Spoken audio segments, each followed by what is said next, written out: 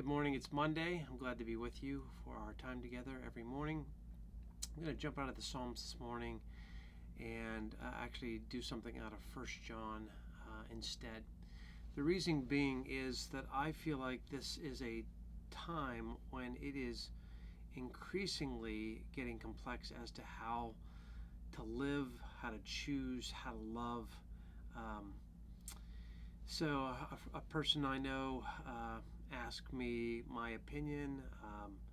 They'd been invited to someone's house for dinner, and they knew that this person had not been taking kind of the shelter in place very seriously, had not masked, had been traveling, was meeting with people, and they asked, what should we do? We'd love to go over, but and I thought it was a gracious invitation to have somebody in your home. It was for Mother's Day. What does love look like? How do you respond to such situations? I don't know about you, but there's such a spectrum of different views on the current situation that we're in.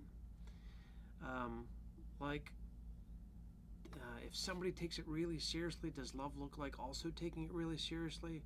Does that somehow give away our own beliefs, our own morals, our own codes? Anyhow, so this morning I was thinking about 1 John. This is a really amazing book. This is John, the apostle, near the end of his life.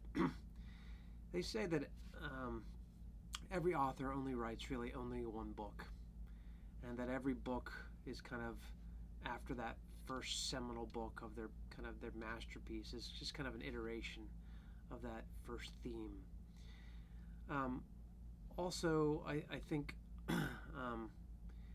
as you live and you get older, that sometimes some of your easy answers, your cliches, your convictions are changed in shape. You get beat around a little bit so that you claim to know less, but the things you know, you really know. So we have John here at the end of his life musing, and he's writing these 3 letters. They're pastoral, and he just almost get into his brain like, what do I want to talk about? Really, the only thing that I know is that we're called to love one another. So in 1 John 1:3, he says we should love one another. Then a few verses down, that's verse 11. This is how we know what love is. Jesus Christ laid down his life for us, and we ought to lay down our lives for our brothers and sisters. So I wondered if John was picturing in his own mind's eye the upper room discourse right after the foot washing and Jesus saying, a new mandate I give you, a new directive, a new command. Love one another. As I have loved you, so you must love one another. I don't think John ever forgot that. I think John knew in his heart of hearts, in his bones, that really when it gets down to it, love can never be selfish. Love has to will the good of the other. Love doesn't demand personal rights. It lays them down for the sake of others. So here he says,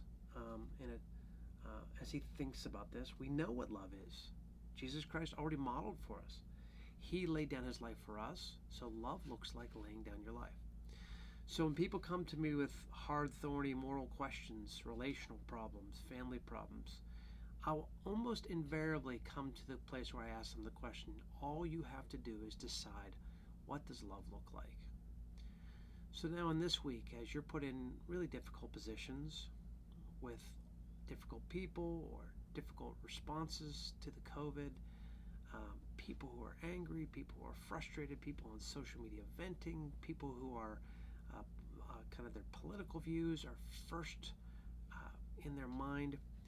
Really the only question we have to answer is, what does love look like here?